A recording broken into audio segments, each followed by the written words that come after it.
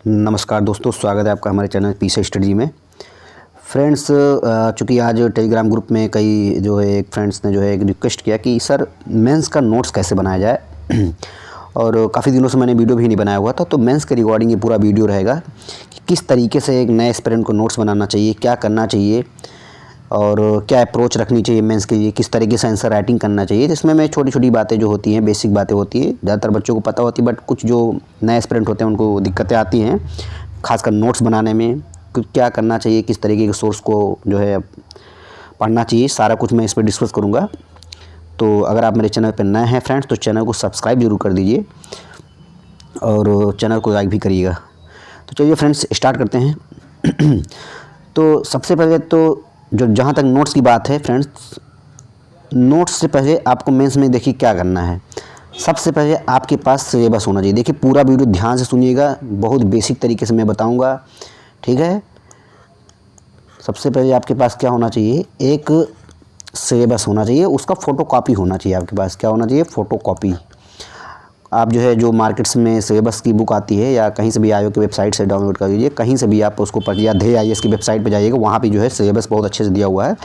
तो उसको A4 size के पेपर में जो है आप निकलवाइए और उसको अपने दीवार पे चिपका दीजिए या कहीं पर भी चिपका दीजिए, या अपने पास ही उसको स्टेपलर करके उसको आप रखे रहिए।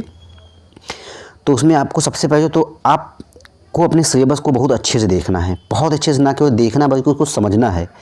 क्योंकि फ्रेंड्स, अगर जिसको सिलेबस समझ में आ गया तो मैं उसको गारंटी के साथ कह रहा हूँ कि कम से कम एटलीस्ट 50% आप चीज़ों को समझ जाएंगे, ठीक है। कितना, 50% आपका काम आसान हो जाएगा अगर आपको पूरा सिलेबस याद है। तो सिलेबस को देखना ही नहीं है, सिलेबस को आपको अच्छे से याद भी करना है। क्योंकि होता क्या है कि सिलेबस का जो भी कीवर्ड होता है, सिलेबस जो बनाया जाता है वो कीवर्ड में बनाया जाता है। तो अगर वो कीवर्ड आपको याद रहेगा तो कई क्वेश्चन ऐसे भी आएंगे, आप समझ जाएंगे कि ये क्वेश्चन कहाँ से आया हुआ है, किस टॉपिक से है। तो आप उसी के अकॉर्डिंग आपका दिमाग वर्क करेगा और आंसर को बहुत आसानी से आप कर पाएंगे, ठीक है। तो अगर आपको सिलेबस याद रहेगा तो आपका 50% काम क्या हो जाएगा, आसान हो जाएगा। तो सबसे पहला जो प्राथमिकता मैंने बताया कि आपको ये काम करना है। और उसके बाद दूसरी बात फ्रेंड्स जो है, आपको क्या दूसरी बात ध्यान रखना है, उसमें आता है नोट्स मेकिंग, ठीक है। तो नोट्स मेकिंग के लिए क्या करना है, कैसे करना है नोट्स, इसमें बहुत ज़्यादा मतलब कन्फ्यूजन है। यूट्यूब पे कई भी मतलब जो टॉपर्स हैं या कई अन्य कोचिंग संस्थान है, वो कई तरीके से बताते हैं कि नोट्स कोई किस तरीके से बताता है। कोई कहता है यहाँ से पढ़िए, कोई कहता है यहाँ से पढ़िए। तो देखिए, मेरा जो मानना है कि नोट्स का क्या अप्रोच रहना चाहिए आप लोगों का। सबसे पहले तो इसके कई डायमेंशन हो सकते हैं नोट्स मेकिंग के, बट आप ये भी इस पर डिपेंड करता है कि आपके पास टाइम कितना है। जैसे मान लीजिए कोई स्टूडेंट है जिसके पास ज़्यादा टाइम नहीं है, उसका इस बार 2024 का जो प्री हुआ है बहुत ही अच्छा हुआ है, ठीक है। तो अब उसके पास इतना टाइम नहीं कि वो बैठे बुक को अच्छे से पढ़े, ठीक है। बुक पढ़ने का उसके पास टाइम नहीं है। बुक पढ़ने का टाइम मेंस के लिए ऐसे बच्चे बुक पढ़ें जिनको जो है 2025 में देना है, 26 में देना है, उनको बढ़िया से अच्छे से NCERT और बेसिक बुक को पढ़ना चाहिए। बट जिनको 24 में देना है, उन्होंने बुक पढ़ के नहीं रखा हुआ बहुत अच्छे से, ठीक है, तो उनको बुक पढ़ने की ज़रूरत नहीं है अभी कि वो उठाएँ बुक को और शुरू से अंत तक बुक पढ़ना शुरू कर दें। तो ऐसा करना ना तो उनके लिए सही होगा और ना ही जो है ऐसा करके वो नंबर प्राप्त कर पाएंगे। हाँ, थोड़ा बहुत नंबर ज़रूर प्राप्त, बट बहुत अच्छा नंबर प्राप्त नहीं कर पाएंगे, ठीक है। तो आपको करना क्या है कि सबसे पहले तो आप जो है सिलेबस को जो है उसको तो याद ही करना है। आपको सहारा लेना है गूगल का, ठीक है फ्रेंड्स। फर्स्ट थिंग आपका गूगल होना चाहिए, ठीक। इसमें आपको जैसे आप मान लीजिए पेपर फर्स्ट में वैश्वीकरण पढ़ने जा रहे हैं, ठीक है, ग्लोबलाइजेशन पढ़ने जा रहे हैं। तो वैश्वीकरण के जो टॉपिक है, इसको आप जब बस यूट्यूब पे डालिएगा वैश्वीकरण UPSC, देखिए UPSC का जो टॉपिक है सेम UPPCS का टॉपिक है। तो कन्फ्यूजन नहीं होना चाहिए ये UPSC का है तो हम इसको नहीं पढ़ेंगे, सारा डिक्टो वही, थोड़ा बहुत अंतर है बस, बहुत ज़्यादा अंतर नहीं है। तो आप डालेंगे तो उसमें विभिन्न प्रकार की वेबसाइट्स जो हैं, जैसे विभिन्न प्रकार जो कोचिंग संस्थान है, दृष्टि IAS, ध्येय IAS, उनके जो नोट्स होते हैं उसमें वो टॉपिक आ जाता है। तो आपको उसको पढ़ना है, थोड़ा उसको पूरा आप पढ़ जाइए। इसमें ये मत सोचिए कि तुरंत नोट्स नहीं बनाना, आपको उसको पूरा एक बार पढ़ जाइए, ठीक है। अभी इस बात को यहीं पे थोड़ा रोकते हैं। दूसरी बात, आपको जो है आपके पास जो है क्या होना चाहिए, वो होना चाहिए या तो किसी कोचिंग संस्थान के नोट्स होना चाहिए, ठीक है। नोट्स भिन्न भिन्न ऐसा तो नहीं हो सकता ना कि आप उठाए और विजन का नोट्स किसी ने बता दिया और विजन के सारे नोट्स आप उसी को आप पढ़ रहे हैं।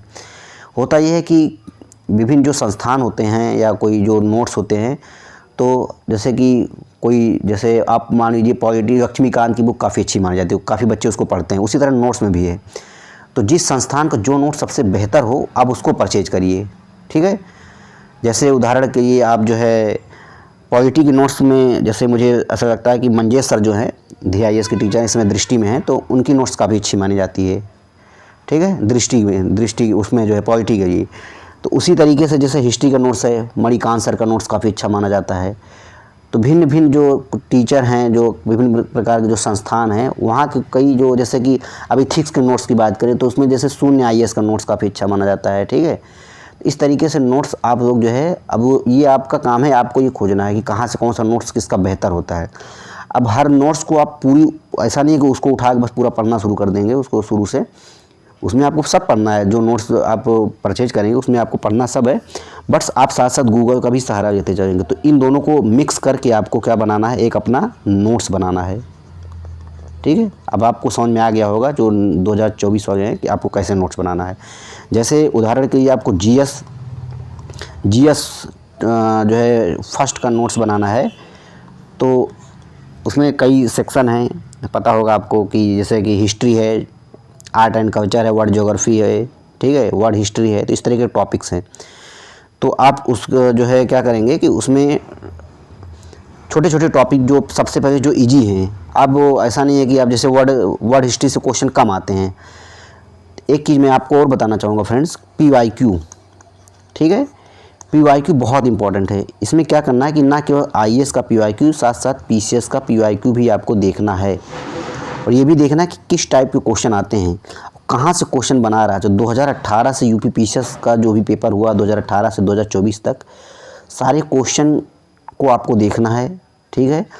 तो जब आप देखेंगे तो आपको खुद ही समझ में आ जाएगा कि कौन सा टॉपिक सबसे ज़्यादा पढ़ना है, कौन सा सबसे कम। जैसे वर्ल्ड हिस्ट्री से बहुत कम क्वेश्चन आते हैं, बहुत ज़्यादा एक क्वेश्चन, ठीक है, या 2 क्वेश्चन, मतलब इससे ज़्यादा कभी आते नहीं, मतलब एक क्वेश्चन आता है ज़्यादातर। तो आपको वर्ल्ड हिस्ट्री में टाइम क्यों देना है कि मतलब उठा लिए आप वर्ल्ड हिस्ट्री में पूरा दिया हुआ है, पढ़ने बैठ गए। तो आपको यही स्मार्ट स्ट्रेटजी यहाँ पे अपनाना है। करना ये है कि जो है आपको जहाँ से क्वेश्चन ज़्यादा आता है, जैसे वैश्वीकरण वाला जो टॉपिक है, उदारीकरण हो गया, यहाँ से क्वेश्चन हर बार 1-2 क्वेश्चन आता है, तो आपको ये टॉपिक अच्छे से तैयार करना है। और इसको तैयार कहाँ से करना मैंने बता दिया है। आप गूगल सर्च करिए और उसमें जो है सारे डायमेंशन को देखिए आपकी। जैसे कि अब मान लीजिए वैश्वीकरण है, तो इसमें वैश्वीकरण क्या है, ठीक है, एक डिफिनीसन अच्छी सी होनी चाहिए आपके पास। ये डिफिनीसन आप खोजेंगे गूगल से और नोट्स में, जिसमें आपको अच्छा लगता है वो अच्छी है। साथ में यहाँ पे आप इसके लिए टॉपर्स कॉपी भी फ्रेंड देख सकते हैं, टॉपर्स कॉपी ज़रूर देखिए। इससे आपको पता लगेगा कि वो किस तरीके के डिफिनीसन जो है अपने नोट्स में वो कॉपी में यूज करते हैं, किस तरीके की डिफिनीसन लिखते हैं, और साथ ही में जो है उनका कंटेंट क्या होता है, इंट्रोडक्शन किस तरह से वो जो है लिखते हैं। तो आप ये सब सीखेंगे टॉपर्स कॉपी से। तो टॉपर्स कॉपी आप जो है दृष्टि IAS या जो है मेक IAS है, कई संस्थान है जहाँ से आप जाएंगे तो आपको मिल जाएगा। तो वहाँ से टॉपर्स कॉपी की मदद लीजिए, वहाँ से थोड़ा बहुत कंटेंट भी आप वहाँ से देख सकते हैं। तो इस तरीके से आप जो है क्या करेंगे, एक अपने नोट्स बनाएंगे। जैसे वैश्वीकरण में मैंने बताया कि सबसे पहले क्या लिखेंगे अपने नोट्स में, एक डिफिनीसन अच्छी सी 2 से 3 लाइन, ठीक है। बहुत ज़्यादा नोट्स को भरना नहीं है कि उठा के पूरा एक किताब बना डालेंगे आप खुद ही। तो करना क्या है कि बस एक, जैसे वैश्वीकरण है तो वैश्वीकरण में बस 1 से 2 पेज, बस इससे ज़्यादा नहीं। उसमें कई डायमेंशन हो जाएंगे कि सबसे पहले ये हो जाएगा वैश्वीकरण क्या है, ठीक है, उसका एक डिफिनीसन, अच्छी सी डिफिनीसन होनी चाहिए। दूसरा क्या हो जाएगा कि वैश्वीकरण के जो है क्या क्या चुनौतियाँ हैं, ठीक है। चुनौती कीवर्ड में आपको लिखना है, जैसे कीवर्ड में इसको यूज करना है आपको, ठीक है। जैसे उपभोक्तावाद बढ़ रहा है, तो इस तरीके से आप जो है उसको कीवर्ड में लिखेंगे। बाकी आपको थीम पता होना चाहिए, उपभोक्तावाद क्या होता है, ये सब आपको पता होना चाहिए, ठीक है। और फिर उसके वैश्वीकरण के पॉजिटिव पॉइंट्स क्या होते हैं, नेगेटिव पॉइंट्स क्या होते हैं, इसको आप छोटे छोटे कीवर्ड में आप बनाएंगे। पूरा सेंटेंस नहीं यूज करना है कि जैसे मान लीजिए कि वैश्वीकरण के कारण उपभोक्तावाद बढ़ रहा है, तो इसमें ये बढ़ रहा है, तो इसमें आप जैसे उपभोक्तावाद बढ़ रहा है तो इसमें ऐसे एरो बना देंगे, ये आपका नोट्स हो जाएगा। इस तरीके से आप नोट्स बनाएंगे तो आपका पेज भी कम लगेगा, बाद में रिवाइज भी कर पाएंगे। बट इसके लिए एक शर्त ये है कि आपको ब्रीफली पढ़ना पड़ेगा। ऐसा नहीं जैसे गूगल पे जब आप टॉपिक सर्च करेंगे तो पहले उसको पूरा अच्छे से समझिए, उसको अच्छे से चीज़ों को समझे रहेंगे, उसके कॉन्सेप्ट को जानते रहेंगे, तब आपका शॉर्ट नोट्स अच्छा बनेगा और आप समझ पाएंगे। पता चला आपने समझा नहीं और डायरेक्ट शॉर्ट नोट्स बनाने लग गए तो आपको समझ में नहीं आएगा बाद में। तो आपको पूरा टॉपिक्स को अच्छे से अंडरस्टैंड करना है। जब चीज़ें आपकी समझ में आ जाएंगी तो आप ऑटोमेटिक आप अच्छा ही करेंगे फ्रेंड्स, ठीक है। तो इस तरीके से करना है। फिर उसके बाद आपको ये भी ध्यान देना नोट्स बनाते समय कि क्वेश्चन क्या क्या आए हुए हैं, ठीक है, ये भी ध्यान देना है। क्योंकि नोट्स में जैसे आप उदारीकरण तो वैश्वीकरण के जितने भी क्वेश्चन आए हुए हैं उन पे आप ध्यान से देखिए, उनको किस टाइप के क्वेश्चन पूछा गया तो उसको भी अपने नोट्स में शामिल करिए। तो इस तरीके से आपका जब नोट्स बनाएंगे तो आपको पूरा होलिस्टिक एक पॉइंट ऑफ व्यू से देखेंगे तो आप पूरा नोट्स तैयार हो जाएगा अच्छे से। ना केवल आप जो है इससे आपका PYQ कवर हो जाएगा पूरा, बल्कि जो टॉपिक दिया हुआ वो भी कवर हो जाएगा, ठीक है फ्रेंड्स। तो इस तरीके से आपको जो है अपना एक नोट्स तैयार करना है। ये सभी जितने भी सब्जेक्ट हैं सब में आपको करना है। PYQ को ध्यान में रखना है, टॉपर्स कॉपी, गूगल और एक कोई नोट्स जो आपको समझ में आए। एक किताब भी आपके पास स्टैंडर्ड होनी चाहिए। नहीं समझ में आए थोड़ा बहुत जो टॉपिक है उसको किताब से भी आप पढ़ सकते हैं, पूरा नहीं पढ़ना। जो टॉपिक दिया हुआ है आपके सिलेबस में उसको आप किताब से पढ़िए, ये भी आप कर सकते हैं, ठीक है। तो इस तरीके से आप नोट्स को बनाएंगे। और जहाँ तक है फ्रेंड्स उसके बाद की बात और क्या करना है आपको, तीसरा चीज़ होता है आंसर राइटिंग। कई बच्चे पूछते हैं कि सर आंसर राइटिंग कब से करनी चाहिए, ठीक है, आंसर राइटिंग कब से करनी चाहिए। तो देखिए मुझे लगता है कि अगर आपका पूरा सिलेबस तैयार हो गया है, एक बार आपने उसको पढ़ लिया है, या कोई भी एक सब्जेक्ट आपका तैयार है तो आप उस सब्जेक्ट का आंसर राइटिंग कर सकते हैं। हालांकि ये बात सच है कि जब कई सब्जेक्ट तैयार होते हैं, क्योंकि हर सब्जेक्ट एक दूसरे से जुड़ा हुआ होता है, तो आपके पास पॉइंट बहुत अच्छे होते हैं, बहुत अच्छे से आप चीज़ों को हर डायमेंशन में अप्रोच कर पाते हैं। तो वो तो बात ठीक है, बट आप अगर धीरे धीरे प्रयास करेंगे तो आपका सारा सब्जेक्ट कंप्लीट हो जाएगा, उसके बाद आपका आंसर बहुत ही अच्छा हो जाएगा, ठीक है। लेकिन अगर अभी आपके पास आपने ज़्यादा सिलेबस पूरा पढ़ के नहीं रखा हुआ, कोई एक दोस्त भी तैयार है, तब भी आपको आंसर राइटिंग शुरू कर देनी चाहिए। इससे क्या होता है, आंसर राइटिंग फ्रेंड्स एक क्या होता है, आंसर राइटिंग में मैं बात कर रहा हूँ यहाँ पे, एक स्किल होती है ये, ठीक है। ये कैसे आती है, ये आपको क्या करना, कंटिन्यू आपको क्या करना है, आंसर लिखना है। देखिए याद रखना अलग चीज़ होती है और आंसर को कॉपी पे लिखना वो अलग चीज़ होती है फ्रेंड्स, ठीक है। क्योंकि आपको मैंने चूँकि 4 5 6 7 मंथ्स दिया हुआ है, तो मुझे इस चीज़ का बहुत अच्छे से मुझे ये बात पता है कि वहाँ पे होता ये है कि आपके पास इतना टाइम नहीं होता कि आप सोचें। तो ये भी एक आर्ट है। वहाँ पे अगर आप जो है अच्छे से जो है आपको चीज़ें पता रहेंगी, आप प्रैक्टिस किए हुए रहेंगे, तो वहाँ पे आपका जैसे आप कहते हैं जिस तरह के दिमाग चीज़ें याद करता है उसी तरह से हाथ भी चीज़ों को याद कर लेता है। तो अगर आप हाथों से लिखते रहेंगे तो आपके हाथ को इस चीज़ की जो है क्या हो जाती है, हैबिचुअल हो जाता है उस चीज़ को कि हाँ इसका आंसर ये होता है। वहाँ पर आपका दिमाग के साथ साथ हाथ भी आपका सहयोग करेगा।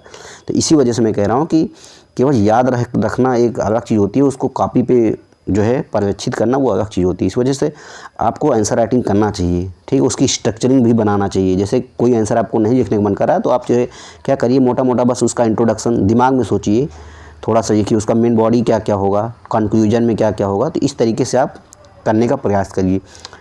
और अगर कोई सोच रहा होगा कि सर मुझे ऐसा कुछ बता दीजिए कि जैसे मैं 1 महीने में ऐसा मतलब मास्टर बन जाऊँ, तो ऐसा कभी नहीं होगा। 2 महीने में मास्टर बन जाऊँ, ये एक प्रक्रिया है जो सतत अभ्यास से ही आएगा। तो कंटिन्यू अगर आप प्रैक्टिस करते रहेंगे तो धीरे धीरे करके आपके अंदर अप्रोच ऑटोमेटिक आ जाएगी। आप खुद ही समझ जाएंगे कि इस आंसर में क्या लिखना है। हालांकि उसके लिए आपको एक जो है डेटा शीट बनानी पड़ेगी। ये मैं नेक्स्ट वीडियो में बताऊंगा कि डेटा कैसे बनाया जाता है, जो टॉपर्स अपने कंटेंट को इनरिच करने के लिए अच्छा नंबर कैसे प्राप्त करते हैं, तो एक जो है वो मैं बाद में बता दूंगा। तो पहले तो आपको ये नोट्स के बारे में जो मैंने बता दिया किस तरीके से नोट्स बनाएं, और साथ ही में आंसर राइटिंग आपको 2 से 3 आंसर कम से कम रोज़ लिखना है।